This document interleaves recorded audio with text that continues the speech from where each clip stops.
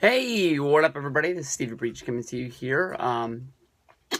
Not looking good for Hideo Itami returning to WWE anytime soon. Hideo Itami, people were, sort of thinking that him and Sami Zayn would be returning to action around the same time.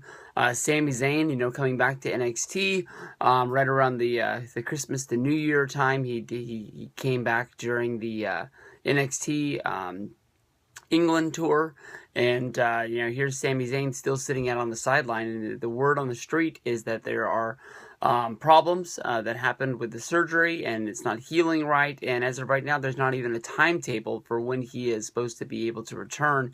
Tommy's been out of action since late April of 2015 after making his WrestleMania debut, winning the NXT tournament at Access last year, and then going on and wrestling in the pre-show Battle Royal. And then if you can remember that awesome day in the life video they made for Itami, showing up to WrestleMania, getting ready, going out in the Rumble, having his moment in the sun out there, and then getting eliminated by the Big Show like it was no big deal. But Itami was somebody that you could tell was really big in the picture for WWE. And then, of course, when the news came that Shinsuke Nakamura, AJ Styles, Luke Gallows, and Machine Gun Carl Anderson were all going to be coming over from New Japan Pro Wrestling, Hideo Itami put up that weird tweet basically saying that he didn't know where his wrestling future was going to bring him.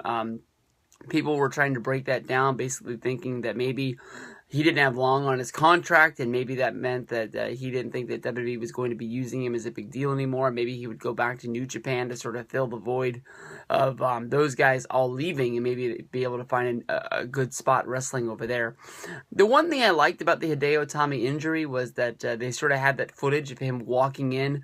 I think they were at Full Sail when he got jumped. I believe they were building up to a number one contenders match. It was supposed to be Itami versus Breeze, and I think with Itami's injury, I think they filled it in with Finn Balor, and they had that really good match where Finn Balor jumped off the stage onto Tyler Breeze. I think that's the match that happened at, but if you remember like the fan footage of it was like somebody getting ready to get a picture and an autograph from Big Kaz, and then all of a sudden you heard Itami scream out in the parking lot, and you saw Kevin Owens sort of scuffle through the parking lot really fast with his bag to get into the arena, and then everybody was thinking that it was Kevin Owens, and they kept bringing it up on NXT TV, and he kept on like sarcastically yelling, "It wasn't me! It wasn't me who did it!" Sort of saying that they were setting up for a big match, maybe thinking that Kevin Owens would still be the NXT champion when Itami came back, and you would have an Itami versus Kevin Owens match,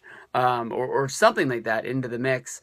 Or maybe they would have had another person step forward and say it was them that attacked Itami in the parking lot, maybe even setting up a Finn Balor heel turn, because Finn Balor was the guy who benefited from Itami's injury that day by filling in the number one contenders match. So I don't know what they're going to do, but we'll have to see what goes on with this. But you got to think of sending good vibes to Hideo Itami, a great wrestler, and hopefully we get to see this guy wrestle in WWE really soon.